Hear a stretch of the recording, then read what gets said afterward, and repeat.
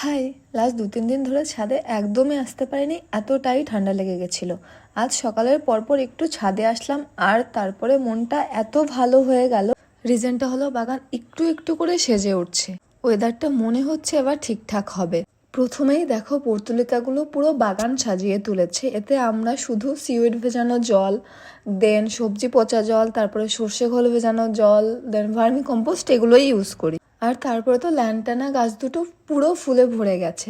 আর যে ফুলটার জন্য আমি এতদিন ধরে ওয়েট করছিলাম সেটা হচ্ছে বাগান বিলাস। আমার প্রত্যেকটা বাগান বিলাসে কিন্তু অলরেডি কুড়ি চলে এসছে।